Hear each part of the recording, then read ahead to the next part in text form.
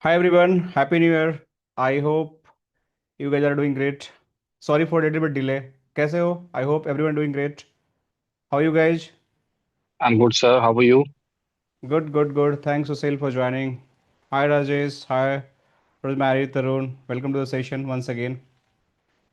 Hi, sir. I hope New Year was great and you Hi, guys sir. enjoy a lot in the New Year, right?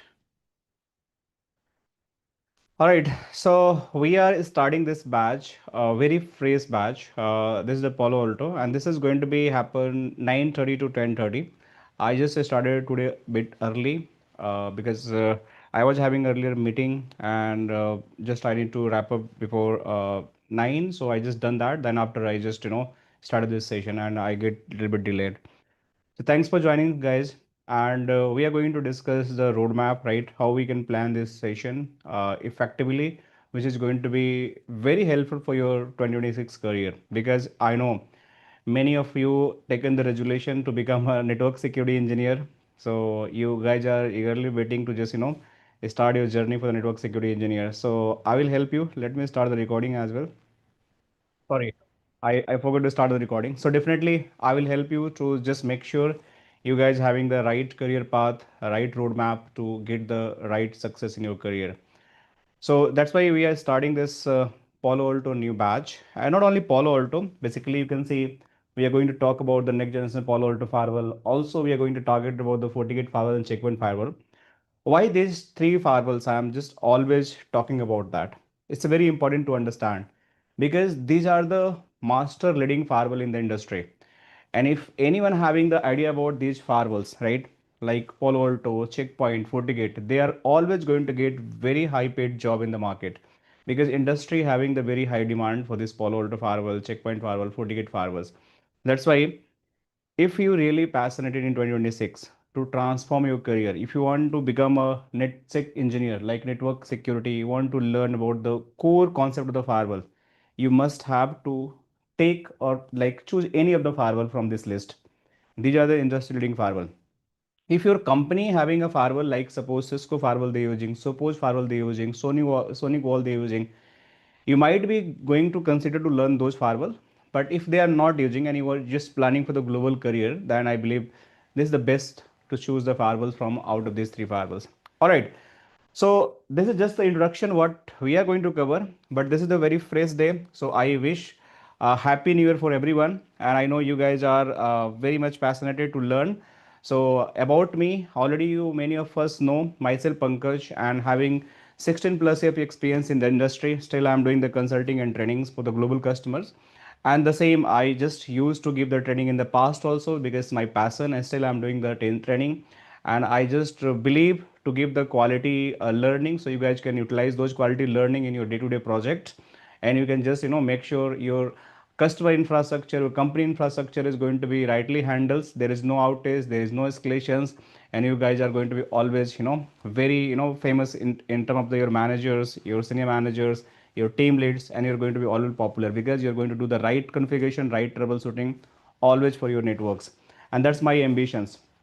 Why it's very important? Because I work for the different labels. I work as a L1 engineer, as a L2 engineer, as a L3 engineers.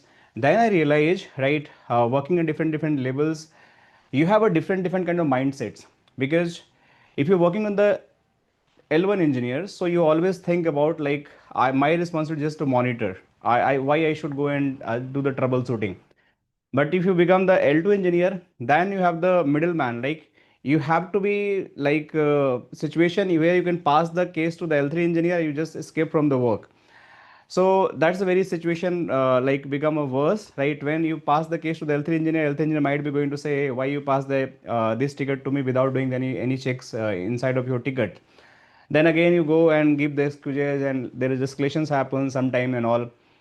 So what I feel, even you are working for the L1, L2 or L3, try to do your best. Whatever you have the understanding, try to utilize those understanding. Even you are passing being the L1 ticket to the L2, try to see the ticket notes, what they have done in the ticket, what they basically did in terms of troubleshooting, how they capture the log, what command they run in the firewalls, in the CI, CLI, and GUI, what checks they have done. So it's going to give you the right learning experience. It's going to give you the right direction how to troubleshoot further when you become the L2.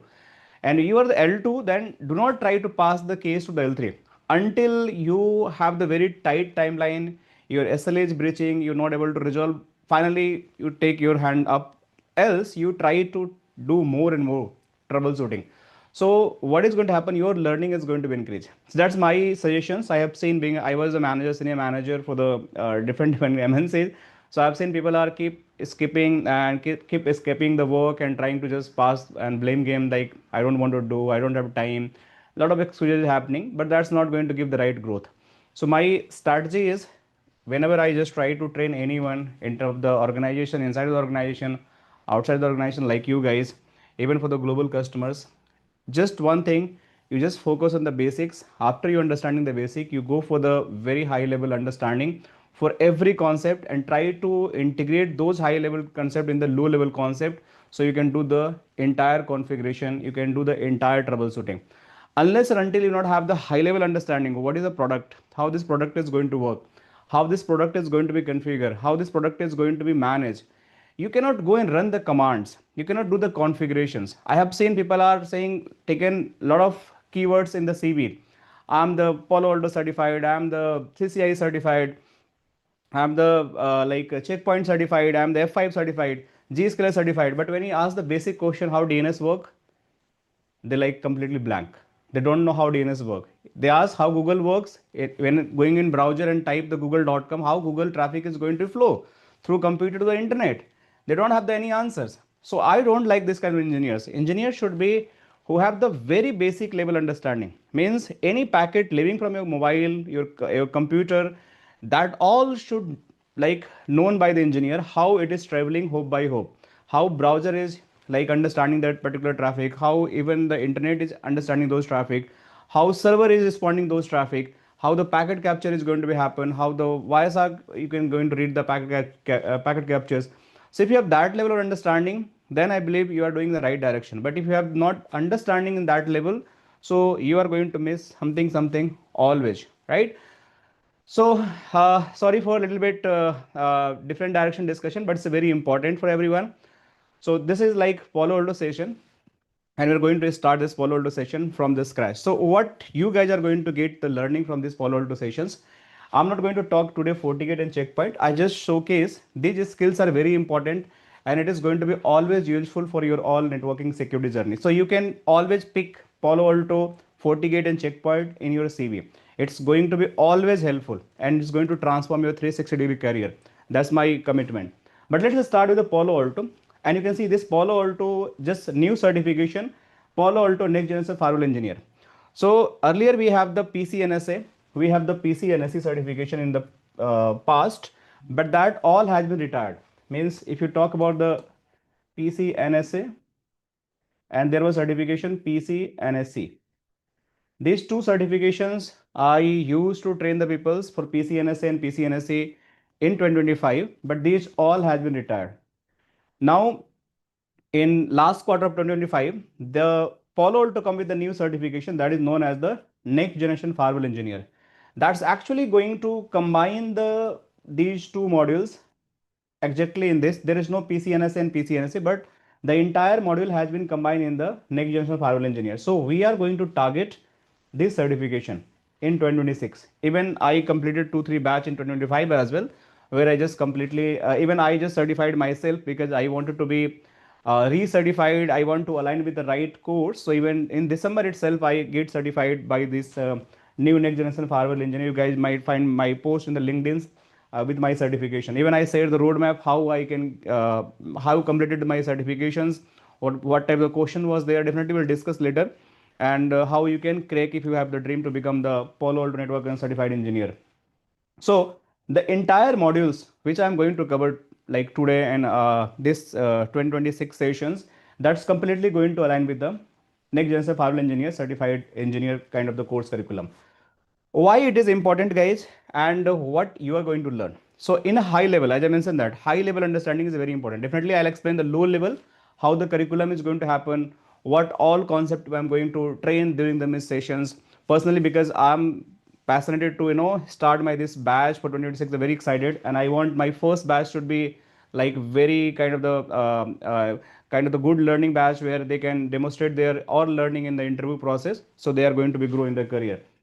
So the focus would be the basic networking, right? So I would always recommend everyone to brush up your basic networking. It's very important. That sometime I call network fundamentals. So if you don't have this basic networking understanding, network fundamental understanding, you are always going to struggle any of the firewall learning, any of the GSQL learning. So my very high recommendation for everyone, try to brush up your basic understandings. Even you are doing the Palo Alto class, but my recommendation in basic networking, what you should know. I'm not going to train during the sessions, basic networking, because part of the CCNA or might be the basic networking fundamental, but because you are coming for the Palo Alto class and you are having already some experience, I'm just assuming that just focus about the VLAN concept, right? You just focus about the basic routing, like how the static route is going to be configured, how the RIP is going to be configured, how OSPF is going to be configured. If you know BGP, that's going to be additional advantage. VLAN, you should know like what is the IP addressing or IPv4, IPv6 concept. You know TCP IP versus OSI model, right? So try to grab these all knowledge, because even in the Palo Alto, we have to utilize these all skills.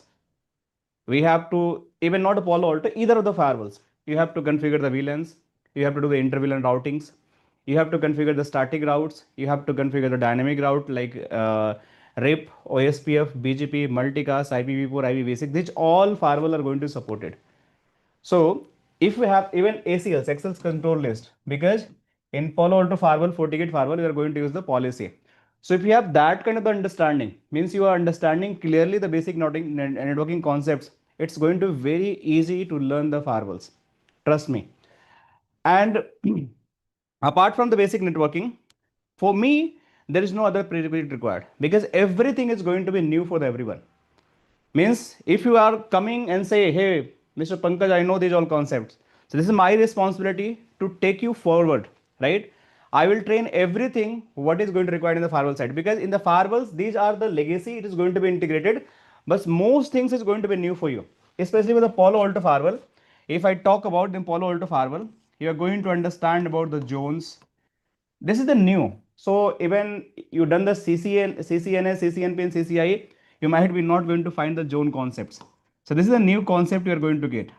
If you talk about the interface type, they are going to be layer 2 interface, layer 3 interface, but also you're going to get the interface type at tap mode. Here, guys, any questions? Dheeraj, you question any question you have? You want to ask? Please raise your hand if you have any questions. I'm muting Dheeraj as well. If you have any one question, please raise your hand or ask questions. You're going to find the tap mode. Nobody had know about a tap mode in the past, because this tap mode is means this side of the interface. You might be going to find the interface vWire mode. So this is completely new. You're going to find the term that is a policy. You are going to find the term NAT. NAT might be you're going to find in the CCNA and CCNP, where you're going to learn the static NAT. You're going to learn about dynamic NAT, right? You're going to learn the dynamic NAT. You're going to learn about the PAT as well. These all probably you will learn the CCNA and CCNP. But here in the NAT, we have the multiple type NAT. We have the static, which is known as the SNAT. We are going to learn about DNAT. We are going to learn about the U-turn NAT. You are going to learn about dual NAT. So these are additional NATs, means every NAT, whatever you learn in the CCNA and CCNP level, like source dynamic, source static NAT, dynamic NAT, PAT, definitely it is going to be completely covered in the SNAT, in the Palo Alto, in the FortiGate and Checkpoint Firewall. But along with that, we have the U-turn NAT, dual NAT. I'm just talking about the high level. I'll show you the all curriculum, but you guys have to understand what you're going to get. Now, after that, the game will be completely changed. These might be still, you can relate, interfaces, policy, NAT, but after that, you have to understand NGFW firewall feature. And what is the NGFW firewall feature? Anyone know in the class what is the NGFW firewall features? Anyone? Next generation firewall features. Why firewall become the next generation firewall? Anyone know? We have two type firewalls. The first firewall we known as the old firewall versus we have the new firewall. New firewall known as the NGFW firewall means it's the next gen firewall, and this is known as my legacy firewall. Anyone know what is difference between the old firewall and the new firewall? No one? Very surprised, guys. Come on. I think in the new firewall, I guess there is IDS and IPS is inbuilt in that next generation firewall.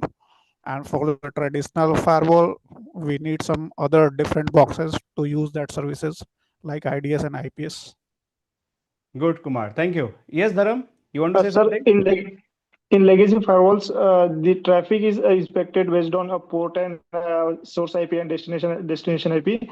Whereas in next generation firewall, the traffic is inspected based on app ID and the user. It is having the features like app ID, user ID.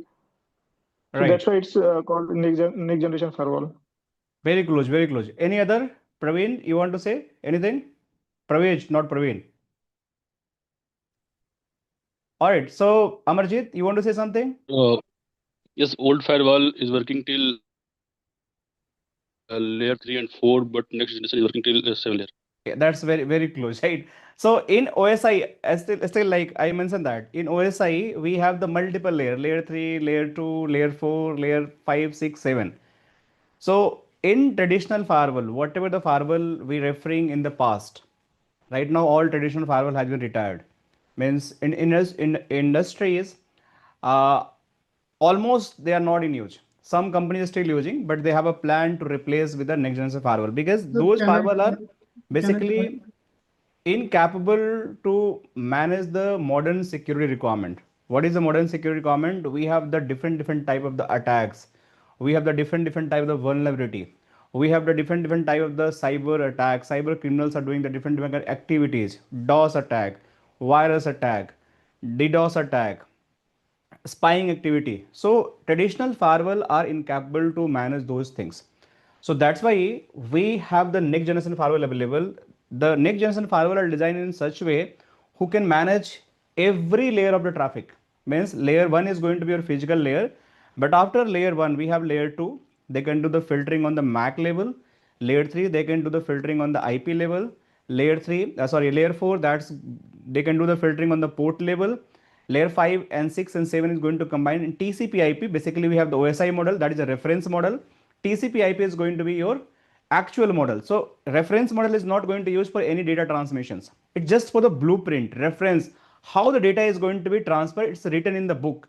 But actually TCP IP is going to be used to do the transmission. So technically we have the some book written in the 4 layer, some book written in the 5 layer.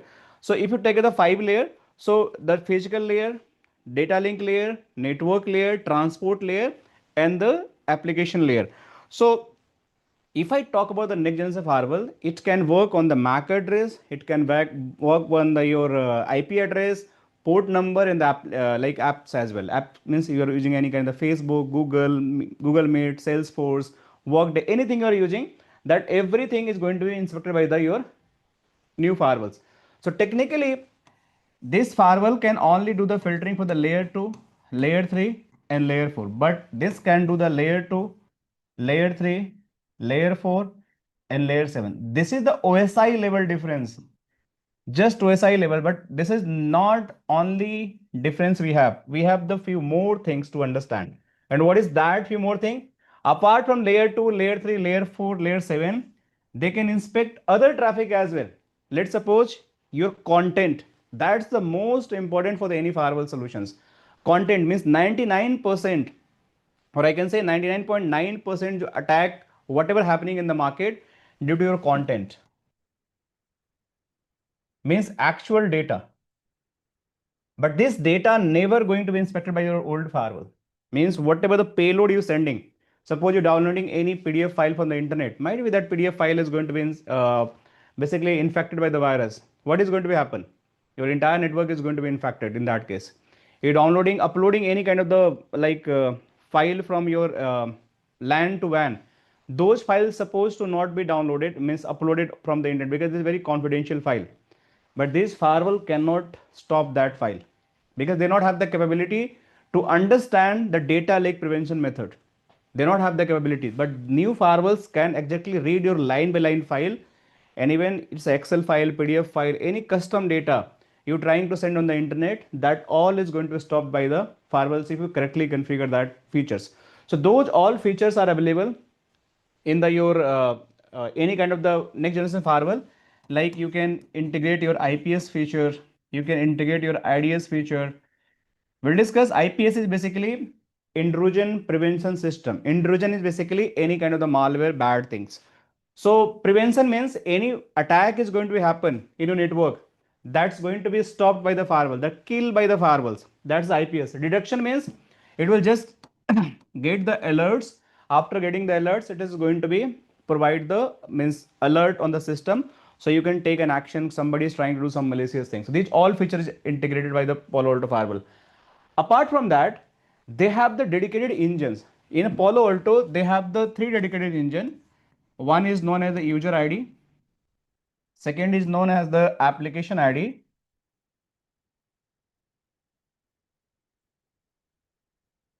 And third one, we have the content ID. These 3 features are integrated also with the Palo Alto Firewall. This is a special feature, and that's the very unique features available with the Palo Alto Firewall. Even we have the FortiGate also, almost same feature. Checkpoint also we have. But what is the user ID? User ID is the features. We'll do the detailed understanding. We'll do the lab where your actual ID means your Active Directory. Means take an examples. In your company, you have 100 employees. What happened? Pravesh, can you mute yourself, man? In your company, I'll give the chance to speak everyone after some time. Let me finish first. So what is the user ID? Just understand. In your company, let's suppose 100 employees sitting in the night shift. 90 employees are very workaholic. They want to do work full night, but 10% employee is just trying to time pass in the night shifts. What they're doing? They're watching YouTube movies, means YouTube videos. They're watching the Netflix. They're watching the Amazon Prime. And every device having the IP address. So what is the problem? How user ID is going to solve that problem? Understand carefully. Let's suppose I'm using the IP address that's going to be assigned that IP address from the DHCP server. You guys agree? Means every computer who is going to get IP address, that all is going to assign from the DHCP server. Make sense? So if 100 users are doing the work in night shift, DHCP don't know which user is using what IP address. So 10 user who is doing the unethical thing in the night shift, like watching the YouTube, Netflix, Prime Video, you don't have the records. In morning, you find your internet link is completely choked. Means whatever the ISP link you have, let's suppose this is a router or might be the firewalls. It could be any device. You're having the LAN. This is your LAN. This LAN behind we have the 100 users. And this link was completely choked in the night. And because of the YouTube is streaming, Netflix is streaming, somebody downloading from the data from the internet. Take an example. You never know who was the culprit out of the 100. You're never going to know. Because if the small organization is still you can do a track, but the big organization with the thousands of employees. Take an ACL example. Take the Wipro example. Take a Tech Mahindra example. Take as a Accenture example, Airtel examples, AT&T example, any Facebook, Google. They have the multiple employees sitting in the multiple location, thousands of employees. So how are you going to track? It's not possible. But if I integrate my AD, AD is actually Active Directory. The computer you log in on daily basis in your company, you have to put username and you have to put your passwords. right? You guys do that. I hope everyone do that. So that username and password is created by the AD server. So what is going to be happen in this feature by the using the user ID? Your Palo Alto firewall is going to integrate your AD server. I mean, this firewall is going to integrate your AD server, and it is going to apply in the firewall policy. And what is going to happen?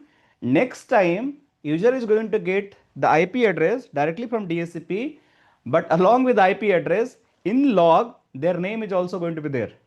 So you can clearly understand who was the person who was doing what thing in the night shift or in the day shift. Just giving the basic example. This is one example. I can give the 10 of the example of the benefit of the user ID, like floor wise segregation. Take another example. I'm giving that.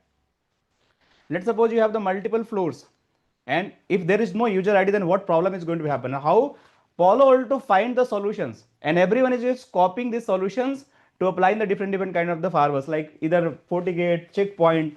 Like in industries, if one solution is very fixed, other companies are also going to implement that solutions. The problem is, let's suppose we have the HR in one floor, sales in another floor, we have the IT in another floor. All three floors having a different subnets. What is going to be happen? If I am the HR person, I need a Naukri.com access. Okay. If I am the HR, I need a Naukri.com access. If I am the sales and marketing team, I need the Facebook access. If I am the IT person, I don't need the Facebook access. I don't need any kind of the Naukri.com access or any Instagram access. I need some my technical research documentation access. So that's fine. If HR is sitting in the HR floor, they are having a policy based on the subnets, and they can access anything based on the internet. There is no problem. If marketing is sitting in the marketing floor, they can also access anything without any problem. IT is sitting in the IT floor, they not have any problem. But the problem is going to happen. Let's suppose we have the meetings between the sales, marketing, and IT, and now they are sitting in the marketing floor. So what is going to happen?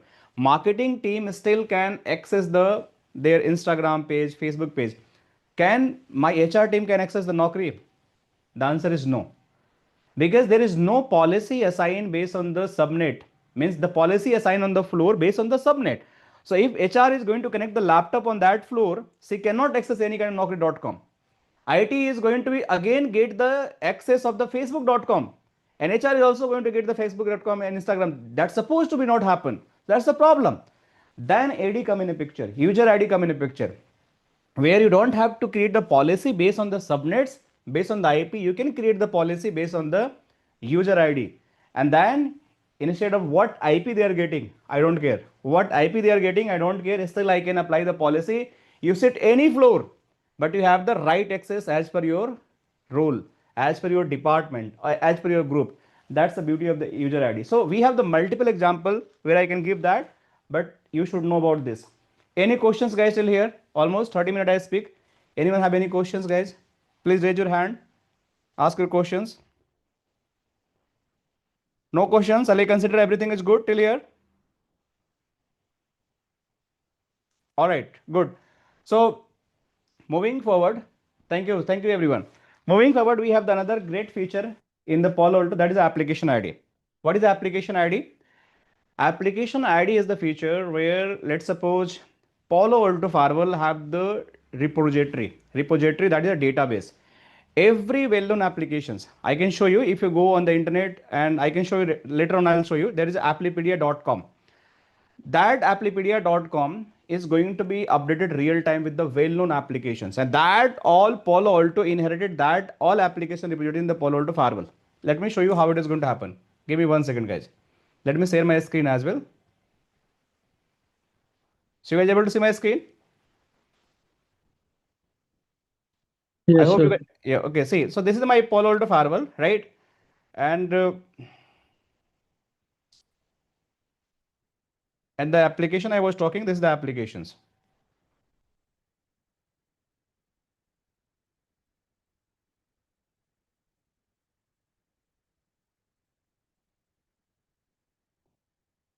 You just go and search applipedia paloaltonetwork.com. You can see this is the application identification. And also there is a new feature, new discover, new application, experience enhance, and click on this new applipedia version. Let me click on this. Okay, this is something new now. Okay, you can see now they have the 10,304 applications. So let me go in the previous version. It is going to be more aligned with the Palo Alto versions. So this is a beta, so it's still in the testing. So once it is going to be, hold on guys.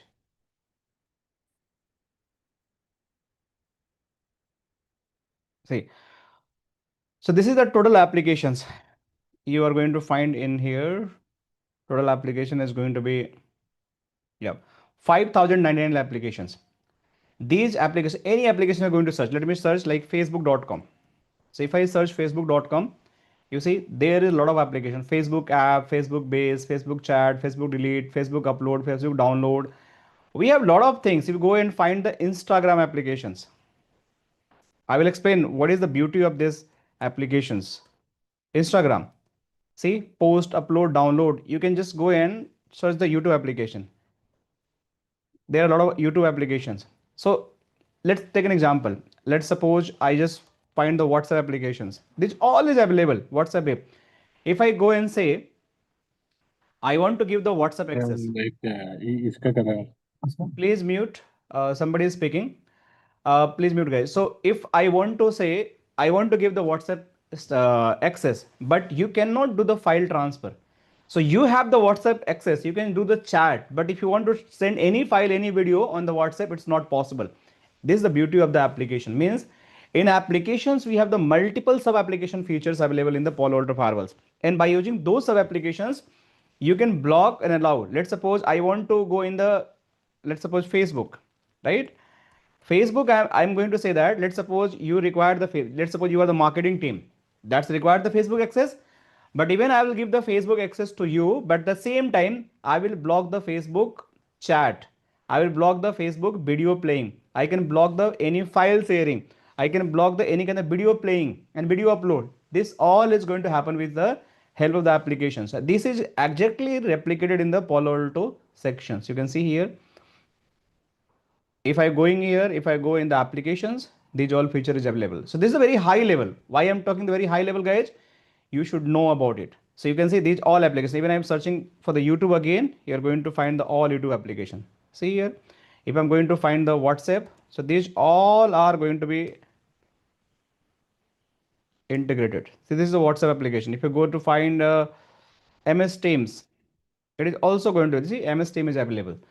So the application, let me stop sharing. So application is the feature. By using the applications, you can just control the behavior of the application. Means if you want to give the access, you can give the access, but with a control way, you can give the access. And it's a beautiful feature available in the Palo Alto Firewall, right? So any application, if you don't know the application, let's suppose the application is not available in the Palo Alto database, you can create the custom application. I will show you how to create the custom applications. Let's suppose I want to create one of the music application for the GUINet. I can create and I can block, I can allow. If I want to create any custom signature also, I will tell how custom signature is going to be created. So those level we will understand in the application. That's a unique feature available. Now the content ID. This is the also very unique feature available in the Palo Alto Firewall. Content means we have the different kind of the filtering. Means we have to check the vulnerability, we have to check the virus, we have to check the spying activity, we have to check the DOS attack, we have to check the viruses, we have to check the any kind of the file filtering, we have to check any kind of DLP. Those all is going to happen in the content ID. Means any content you sending, any content you receiving from the internet, and you want to apply the control way of the transitions, any digital transition you are doing that is the control way. That's all possible by the help of the control ID. That means content ID. I hope it's clear to everyone, right? So these all unique feature we have. Now let me back to my another curriculum slides so we can discuss further. Now how this overall curriculum is going to be covered. So this is the Palo Alto Firewall next generation curriculum. So now if I talk these all features, you can see this training structure, as I mentioned that this timing for this training is going to be happen Monday to Friday. The timing would be 9:30 to 10:30 p.m. IST. This is going to be Monday to Friday, daily. So this is the fixed timing. Today we are starting with a 9 because I have another meeting by 10. So I need to finish. So that's why I started this session early because you guys are waiting for me. So I thought let's complete this session. Else I was having a plan to do this tomorrow. So this training is going to Monday to Friday. And because this is a weekday session, so we will try to finish by end of the February or by mid of the February. Okay. Because if it is going to weekend, then it is going to take almost 2+ months or 2 months, but weekdays is going to take almost 5 to 6 weeks or sometimes 7 weeks. Then we are going to finish that because we have to learn daily basis. All training is going to deliver by me, right? And it's going to completely online. Sometime we'll do the camera, sometime we go for the Zoom only. So depend. Sometime topic I need to explain, so we can just go in the camera whiteboarding. If not, definitely I use my pen and tablet also. I always do the whiteboarding instead of just going and explain the PPT and all. I less believe it on PPT. I more believe in the whiteboarding, explaining myself everything, so you guys understand in better way and you have the good idea. Definitely PPTs will be there, but it's going to be 10% or less than 10% usage of PPT. Everything is going to be a whiteboarding. Learning outcome. Definitely, if you are going to learn the firewalls, your skills are going to become unique in the market. This is what I discussed initial of the discussion, because firewall having a lot of demand. Means somebody having the CCNA, CCNP level of knowledge, he adding the firewalls and his CTC is 10 lakh, he can easily get the 15 lakh, 16 lakh, 20 lakh and top whatever current CTC. Suppose someone having the 5 lakh, 6 lakh, adding the firewall, giving the interview, you can get 40-50% hike easily. So that's, you can get the complete understanding of the Palo Alto, where you're going to get the more value in the market and more CTC in the market, right? Now this, talking about the lab scenario, how this is going to be accessible, because we are doing the all training lives, and something I will going to show in the camera, because I have in front of me, I have the firewall also.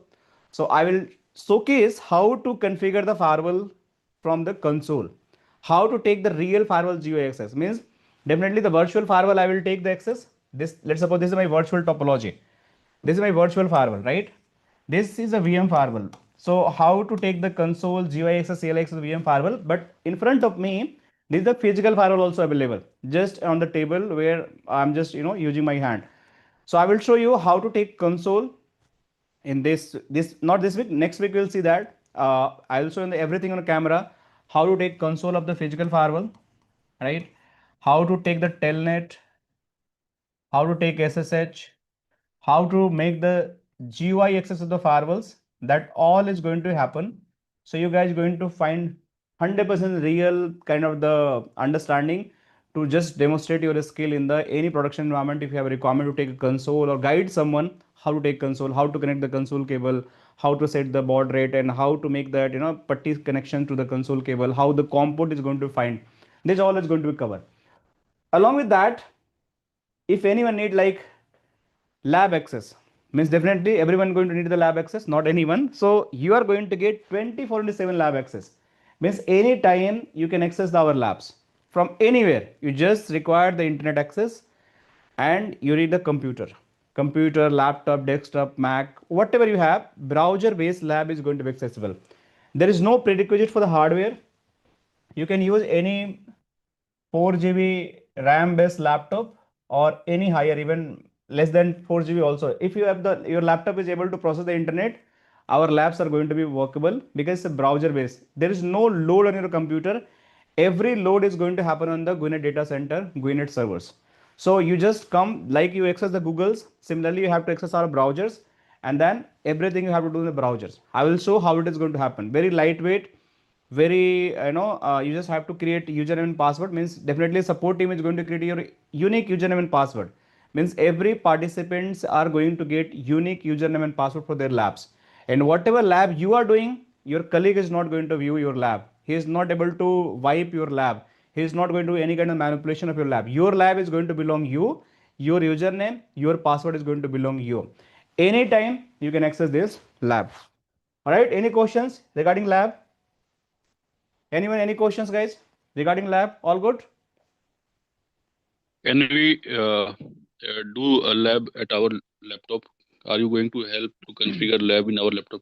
See, doing And lab what is on laptop, required? definitely I love to help you to configure your lab on laptop, but the prerequisite is you require the very, that's very good questions. If somebody want to build their lab, So what is the prerequisite? Minimum you require 32 GB RAM of your laptop, right? That's the minimum requirement. Along with that 32 GB RAM, you should have at least 16 to 20 core or 24 cores. Then it is going to work in very good environment for 2 HA firewall. Even sometimes it's not going to work in 32 GB. If you have the 64 GB RAM, then it's going to work very fine. But at least 32 GB RAM, you can run one single firewall with the PC servers.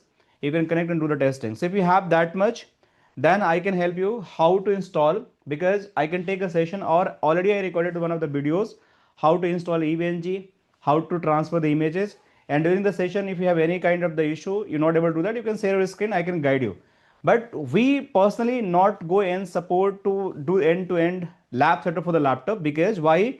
It's required a lot of time. It's required 3 to 4 hour time to complete set up the lab, because you have to file transfer process, you have to complete the NIC binding process and all.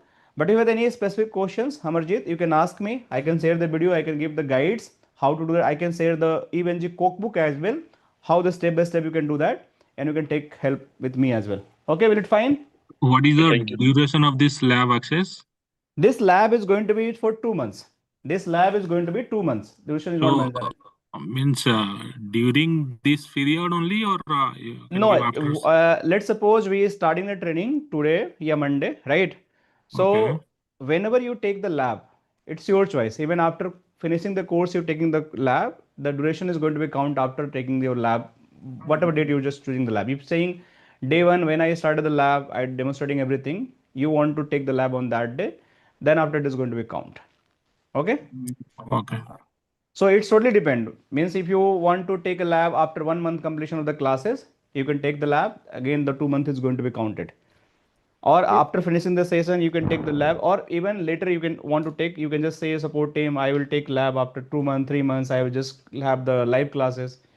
Your lab is just still going to be there. You just have to drop one email along with the registration, and then it is going to possible. No problem. All right. So this is how the lab is going to be happen. Now moving further.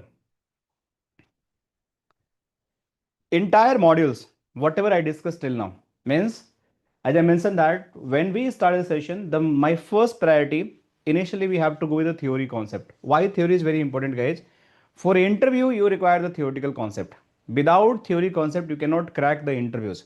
So you must have to understand theory. Means you know what is my hardware, how hardware is going to functions, what is the key component of the hardware, that is going to cover in the platform and the architecture. These all is going to cover in the platform and the architecture. So you have to understand SP3 architectures. What is SP3? Single pass parallel processing. That's a very key concept, and 99% interview questions it is going to be asked. What is SP3 architecture? So we must have to learn the SP3 architecture. The second concept is going to be there. What is the Palo Alto packet flow? Means any packet is going to be land in the Palo Alto firewall. How Palo Alto firewall is going to be process the packet. What is my ingress stage? What is my egress stage? What is my slow path? What is my fast path? What is my content ID? What is my application ID? Those all section we must have to be expert. Means how the NAT behavior is going to happen in the slow path, how NAT behavior is going to happen in the fast path. And not only theoretically you should know about that. In my session, I cover 2 additional topic. That is going to be your packet captures. Means if you're taking the packet captures for any packet, how packet capture you are going to analyze. Means if we are taking the packet capture in the WireSAG, what kind of the limitations we have in the WireSAG packet captures. If I am doing a troubleshooting based on the packet capture of WireSAG, whether I am able to find the issues or not. And in addition of that, if I'm taking a debug based packet captures, means debug based packet capture, then what level of the information I'm getting from a debug based packet captures. And that's where your packet flow, entire flow is going to come in the debug based packet capture. Means in debug based packet capture, you are going to find exact slow path information, exact fast path information, exact ingress stage informations, exact egress stage informations. So those are going to be displayed by me, showcased by me during the troubleshooting session. Means once we learn everything, packet flow architectures, and most of the concept. Then I will do a special session, that is where we're going to understand how to take packet capture and debug, because you guys must know, being a Palo Alto engineer, because sometimes you have to do the advanced troubleshooting. So you don't feel like I don't know this all basic concepts, your colleague know, so I don't want to put in this situation. This is my responsibility. Now after that we have the initial configuration. As I mentioned that in initial configuration, the focus is going to be happen more and more the real and the virtual device configurations. Means not only the virtual, real also. As I mentioned, as the firewalls, I will show you how to take the console, how to take GUI access, how to take the CLI access, how to make the console connectivity. All setup I have in front of me, and I will showcase you in the initial configuration, and then you understand how day 0 firewall is going to be configured. What is the first command if I take the console access of the firewall? What is my first command I need to put? How my username password can be set it in a day 0? Like you have the Cisco router switches, you must do the day 0 configuration by setting up the username password, and then you configure the telnet, SSH, line B2I configuration. Similarly, we have to understand how to assign the management IP address, how to do the initial configuration, system configuration, and then we go for the NAT and security policy. That's the advanced topic. It starts from here, and then after the content ID, application ID, what I discussed, file blocking, wildfire solutions, management and operations. Means if you have the requirement to take the config backup, if you want to take the config backup, if you want to do the rollback of any changes, you want to restore the firewall configuration, you want to like see what was happened in the past configuration, you want to compare the candidate configuration basically in the Palo Alto known as the unsaved unapplied configuration, means uncommitted configurations. So running configuration, you want to make any changes and you want to configure with the change configuration with running configuration, that all we'll see in the management and operations. Also how to take the backup of the configuration, how to take the restoration of the configurations based on the two mode. If I want to take the full firewall configuration, then how it is going to happen. If I want to take the configuration backup or rollback via the revision number, then how it is going to happen. Those all I will cover in the management and operation, and this is going to be very important guys for you all. Why? Because if you're in the productions, you most of the time you have to do this kind of the work, daily basis management and operations. So this is must be known for the every engineer. Now moving forward, we have the L3 and L4 level concept. Means if you are the L3 and L4, L2 is definitely should know if you have the dream to become L3 and L4. But if you're already L3 and L4, then means you have the package of 20 lakh, 30 lakh, 35 lakh. And if you don't know SSL decryption's concept, fully concept, then you are lacking somewhere. So SSL decryption is a process. What happened? There is two types of traffic. One is the HTTP traffic, and one is the HTTPS traffic. So generally what happen when you send any traffic on the HTTP, that is going to use port number 80, and this traffic is going to use port number 443. So any traffic is going on the 443, that's going to be fully secure, fully encrypted.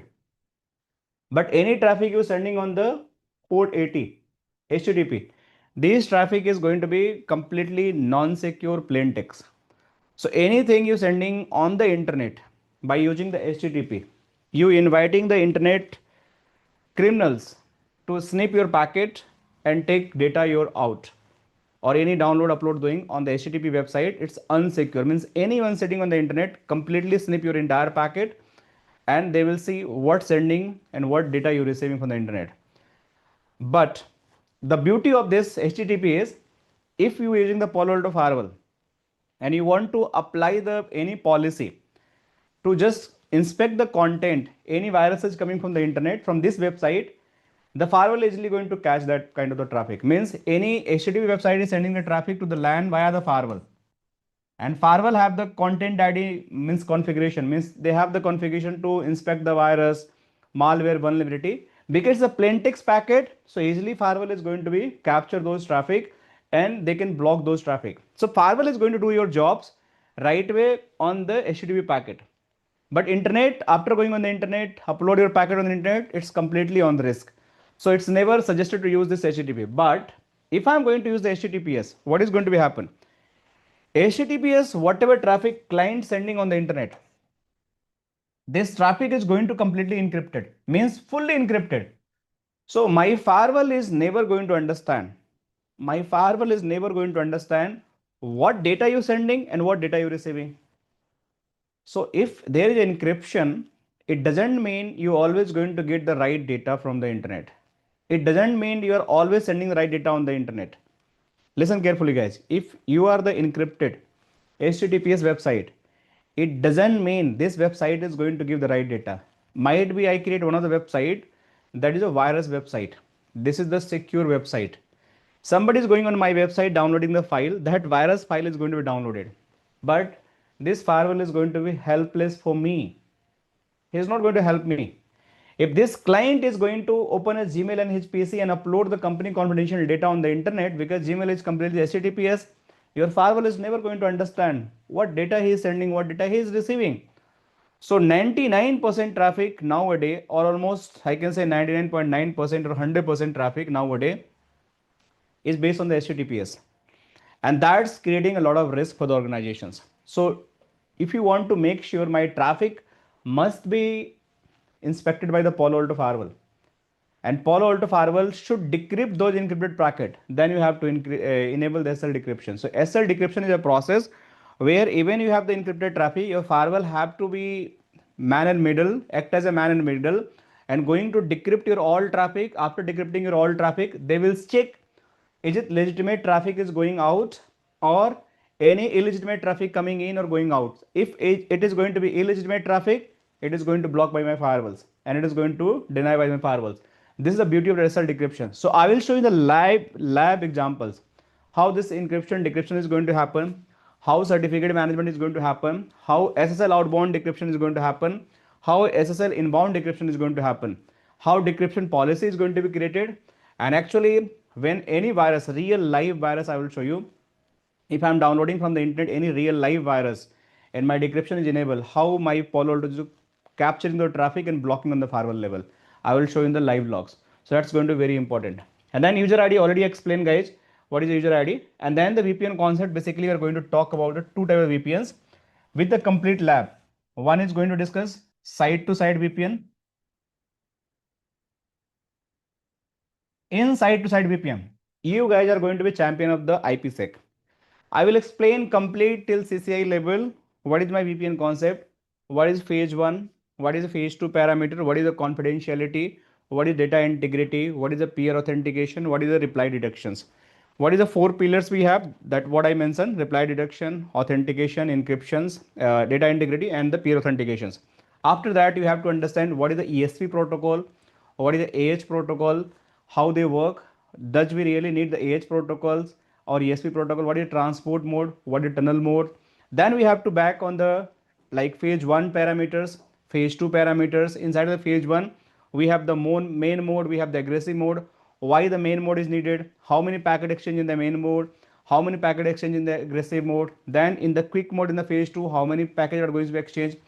If you have that level of understanding, then you have to do the side-to-side VPN lab, because most painful I found in my life for the engineers is side-to-side VPN or client-to-side VPNs. They always struggle. So I want to make sure you guys have the right understanding for the theoretically. If you have the theoretically right understanding, you can easily do the configurations. And configuration also you have to think in this way: if I'm doing the phase 1 configuration, what parameters should I select on the both side? So my phase 1 tunnel is going to be up. Why phase 2 is always dependent on the phase 1? What is my control tunnel? What is my data tunnel? How my control tunnel is going to form? How my data tunnel is going to form? How the production is going to be happen? How actual data is going to pass through a tunnel? That I will all show in during my side-to-side VPN. And then we have the client-to-side VPN. This client-to-side VPN is basically nothing. It's the GlobalProtect. So if you have L3, L4 engineer you must know GlobalProtect, because any time right now, most of the company working from home. So if you are working from home, your laptop must install this GlobalProtect agent in your computer. And how the GlobalProtect tunnel is going to build from your computer to your firewalls, that all is going to be covered in the GlobalProtect. So I will show you how to build the underlay connectivity from your client to the your Palo Alto firewall from data centers point of view. and then how you can create the tunnels based on the GlobalProtect software, which is going to install in your laptop. And then we are going to land on the management and reporting. That's all troubleshooting. How it's, even I'll cover the panorama in this section. I'll cover the panorama. So entire panorama is going to be covered. Panorama having one glitch. I want to be very honest with you all. Panorama is required license, right? So 100% lab is not possible, right? For panorama. To be honest, right guys, because its license is very costly. So panorama, you're going to get almost every concept. What is the pre-rule? What is the post-rule? How template creation is going to happen? How object is going to be? How shared template is going to be created? How to add device in the panorama? How to delete device from the panorama? How to push configure from panorama? Everything I will cover, but actual onboarding is not possible. So I will demonstrate some simulation lab where I can show each and everything. If anyone is going to share, we can stop the recording. If anyone is going to share their real tenant from the office point of view, we can just demonstrate all the configuration. Else I will bring some tenant if I'll find any licensed tenant, that also going to work. But definitely we have the lab and simulation environment where I can show you most of the things. Rest is not possible because we require the license to onboard the real firewalls. Last but not least, we have the HA, high availability. This high availability is very important. Why it is very important? Because 100% of your configurations, whatever you're going to deploy in your production data center, they are going in the HA format. Either HA is going to use in the HA active passive, or might be they're going to use the HA active. So you have to understand both of the solution. What is the HA active and what is the HA active passive, and what are differences we have. So this is how course curriculum is going to happen throughout our journey. Any questions, guys? This all module is going to cover, and this is going to be discussed throughout the journey. Any questions, guys, regarding the lab, course curriculum? Any doubt, any questions, any suggestion, any feedback? Come on, everyone. Sir, in VPN concept, you are only going to teach us 𝐸𝐾E version 1 or 𝐸𝐾E version 2 as well? We can do both lab. There's no problem. It's same, just version you have to change. Both version I am going to discuss. What is 𝐸𝐾E version 1 and what is the 𝐸𝐾E version 2? Both I will discuss. I will explain it theoretically. If you want to do the 𝐸𝐾E version 2 lab, we can just switch the protocol. Both side 𝐸𝐾E version 2, the lab is going to be completed. Just you have to switch the protocol. Same method is going to happen. No problem. Okay, thanks. All right, Kumar Iswant. Any other question, guys? Sir, what is the new certification name? The new certification name is basically Next generation firewall. Yeah, this is certification name. Where it was? This certification, Palo Alto Next Generation Firewall Engineer. Heavy numbers? Sorry, there is no number. This is the exam name only. Okay. This is the exam name only. You just have to give the Palo Alto Next Generation Firewall Engineer. This is the, oh, something went wrong. Not able to open, but this is the exam number. You have to. Okay, sir. Okay, sir. Fine. Thank you. Okay. Thanks. Any other questions, guys? Sir, So any we- extension should be made to the lab after 2 months? See, lab having the constraint lab extension can be possible, but there are the minimum fees you have to pay as per the company regulations, right? By default, 2 months is there, but if you need extension for 1 month, so there is a minimal fee you have to pay, and then you can take the lab rental, because the lab is very costly. Because the main part is the lab. Lab required a lot of resources, to be honest. 24 into AC, 4 AC is working for the lab, electricity, power backup, rental of the locations, and technicians. So that's having, even the server are very costly. One server is going to cost almost 15-14 lakh rupees if you're going to buy any server for Dell. So it's very costly, to be honest. But the charge going it is whatever charging for the lab, it's a peanuts, right? So if you guys really want to get a lab, so you just recharge minimum amount and you can just enjoy the lab whatever duration you want that. Okay, yes, one. To be honest, I want to be very much clear, but this is how process is going to happen. So what about other firewalls like Fortinet and Checkpoint? Is it included in the program? No. This is the complete Palo Alto. There is a separate session I will launch for the FortiGate. So most people are going for the combo. Already have seen like many people registered themselves as a combo, FortiGate and Palo Alto. So because these are very demanding. So if you guys are looking for the combo, so definitely I'll be going to there. If somebody looking for the Checkpoint as well, you can register for Checkpoint as well. There's no problem. Or if somebody is looking 3 firewalls, you can do all 3 firewall one by one, or you can do parallelly, because batches is always going to happen. 2 batch minimum is going to run, one weekend, 1 week this. So everything is possible, but it's your requirement. You want to learn 3, you want to learn 2, you want to learn 1. There is no force from my side or the like any counselor. You have to do these all things. But I have to tell truth. In the market, you go and search the research. I will show you the Gartner Magic Report as well. Only 2 firewall is a leader, means 3 firewall is a leader. Checkpoint is going to be third position. Palo Alto, FortiGate are going to be top 1 or top 2 positions always, every year. So if you're going to learn the FortiGate in Palo Alto, you have the huge demand in the market. Your skills are going to be Unix. Okay, Rajesh? Yeah. All Sir, right. is Thanks, this Rajesh. 60 days is for only Palo Alto? Yes, only Palo Alto. If you're going to register for the FortiGate, or you'll get on, if you're just, let's suppose you're doing one by one, so after 60 days, you can take more 60 days for the FortiGate as well. Sure. Thank you, sir. Thanks for your time. All right. Thank you.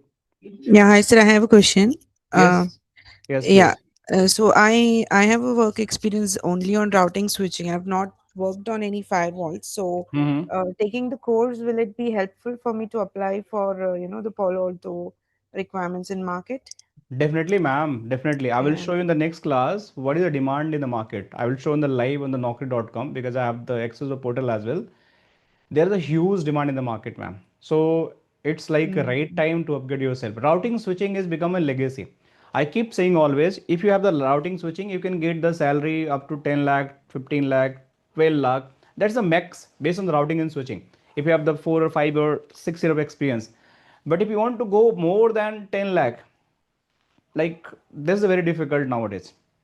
You must have to add skills like firewalls. You must have to add skills like cloud. You must have to add skills like Zscaler. You must have to add a skill like F5 load balance or wireless technology. Means you have to become a multi skills. But the most demanding combination nowadays, NetSec, network plus security. It's a very huge demandment. So you have the networking knowledge, CCNA, CCNP plus firewall. You're going to be easily handpicked by any company. And a lot of job available. If you go and search Naukri.com, ma'am, just go and search tonight, research, you do that. You're going to find a lot of job available. Any level, any location, you're going to find that. So easily it's possible. Yeah, so because I was asking because they always look for an experienced person plus like if we mention for, so this will be enough, right? Yes, this will be enough. What you have to do that, like whatever labs you are doing, ma'am, right? You just have to, in interview, to be honest, how you are going to tell your story in front of the interviewer, that's more important. Instead of what you're doing right now. Let's suppose instead of you, I'm the person who is going the interview. And let's suppose I have done the training, but I know the firewall models, like firewall 220 models, firewall 820 models, which I'll show you later on. Let's suppose firewall 5000 model. All firewall model having the just hardware architecture difference, but OS are going to be same. Means whatever the NAT policy I'm going to create on the 5000 series of firewalls, it is going to same on the 220 model of firewall. What are the HA I'm going to create? Might be the HA port are going to be different, which I'll explain how HA port are going to look like when I'll cover the HA. Rest HA configuration is going to be same. What is my control port? What is my data port? Means control link and data link. What is my HA1, HA2, HA3 links? That's all concept is going to be same. So you have to tell a story. It's not like I have done in the lab infra. You just have to tell, yes, I work on the real infrastructures on this model of the firewalls, and I created the policy, I created the NAT, I created the SL inspection, I created the HA, I do the logs, means log collections, I upload the firewalls, OS upgradations. So you have to tell a story in such way confidently, they will think you worked on the firewall. Nobody is going to check in your company you really work a firewall or not. But the confident, the way you are going to explain, that's going to more matter. Okay, ma'am? Yeah, sir. Thank you. That helps. Welcome. Sir, one more question from my side. Yes, yes, Randa. Yeah, I have an experience in internet service provider, basically in routing part, that is BGP and MPLS. So I'm just confused to in the course like firewall or SD-WAN. So what do you suggest? It is better to opt for firewall only or SD-WAN cloud as well? That's a very difficult question for me as well, because you are in the ISP, right? Yes. So ISP guys must have the SD-WAN knowledge. That's my first priority. Okay. So you must have to learn the SD-WAN. That's the prerequisite for any ISP, because WAN is legacy. Whatever the WAN you're doing right now, Yeah, if we you are don't doing have in the a traditional WAN. yes, that's a traditional. So you cannot find any growth. If you're going to apply for any job and you say, I am the ISP engineer, but they will ask, do you have any SD-WAN knowledge? You say no. They will not consider you. So first priority, you have to upgrade yourself on the SD-WAN. That's the very first priority. Second priority, you just, as I mentioned that NetSec demand is very high. Okay. So you also add any firewall in your CV. So it is okay to get both the courses like Yeah, that's Palo Alto absolutely and fine. SD-WAN. You can do absolutely fine, and because you are already in the WAN, so SD-WAN is going to be booster for your CV, and security is also going to be like very helpful for your long-term career. Okay. So if we take the course, then it will be helpful for me to get a job, like because I don't have any experience in the SD-WAN, right? And they will look for an experienced candidate. Eswan, to be honest, if you've seen my classes, because I'm from the complete industry and still I'm doing the deployment and consulting. So whatever the curriculum, even for the firewalls, whatever the lab I design entirely by my hand, and the firewall also lab, that's all are based on the real lab scenario simulations, means completely real infrastructure, how actually real sites are going to be connected. So once you do the learning, you will get automatic confident, right? You understand the terminology of the SD-WAN, what is the controller, what is the basically vSmart, that is a controller, what is the vManage, that is the manager, what is my validator, that is the vBond. So these terminology are going to understand. Along with that, you're going to get more insights about the how connectivity is going to build. So you can easily demonstrate if you're doing the lab practice along with me. So you are going to get real hands-on experience as well, because the router are same and configuration are going to be same, even the production in the lab. Nothing difference is going to be happen. You just think about the GNS3, you configuring the BGP and configuring the BGP on the real router. Same command you're going to run, right? Yes. So same firewall, same, only you're doing in the lab infrastructure. That's only difference. The command, simulations, topology, everything is going to be same. So don't worry, you're going to get confident on that. So, sir, what do you suggest? I first go for SD-WAN or firewall? My preference, you first choose the SD-WAN, then firewall. This is my suggestions, okay? But you can take your call, whatever you think. If you want to do both, you can go for the both as well. There's no problem is going to happen, because you already have the, as I mentioned at the beginning of the session, the prerequisite is the basic networking, which you already have. So you can learn both of the things. Both is new for you. Yeah, thank you, sir. Thank you. Anything else, guys? Anyone have any other suggestion, questions? All right, so I believe we are good for today, and let's meet on the Monday. And Monday will continue from 9:30. All right, and we'll continue from here 9:30 to 10:30. See you guys. Have a great evening. Happy New Year once again, and see you in the next session. Bye bye. Take care.